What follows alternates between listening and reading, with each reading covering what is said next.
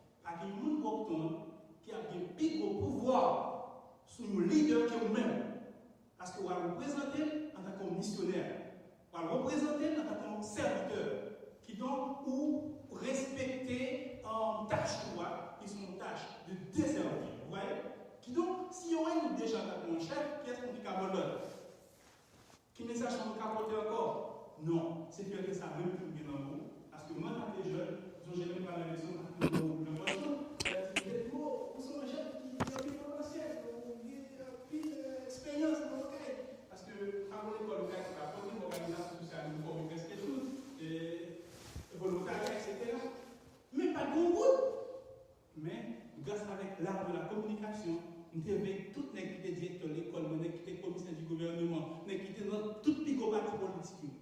Le maintenant politique Haïti, parti il n'y a pas de ni président, ni sénateur, ni député, ni magistrat, ni casette, ni azette. Nous venons tout les qui donc, c'était le serviteur.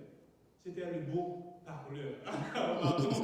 Voilà. Alors, merci à vous, mesdames et messieurs. Elles sont fiertés de nous rappeler. Et Marxi, comme vous le dit le poète, être jeune n'est pas sur cette illusion, mais vivre dans la plus ferme de réalité. La jeunesse est un grand moment de réflexion où tous les jeunes doivent bien s'interroger.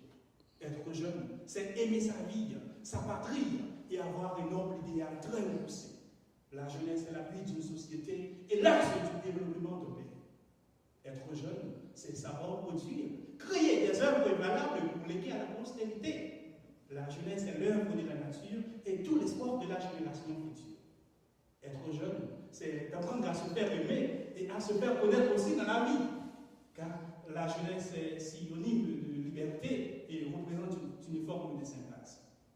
Être jeune, c'est se montrer dynamique, tout en formant une lumière, je dirais monolithique. Voyons, parce que quelque chose nous sommes une force salvatrice et toujours porte à tous les sacrifices, comme vous le faites maintenant.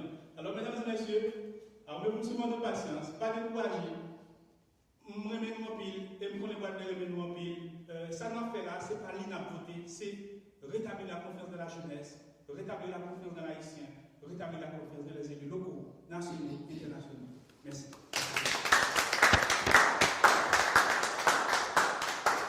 Être jeune, c'est devenu un Jean Bradley dérangé, un brave.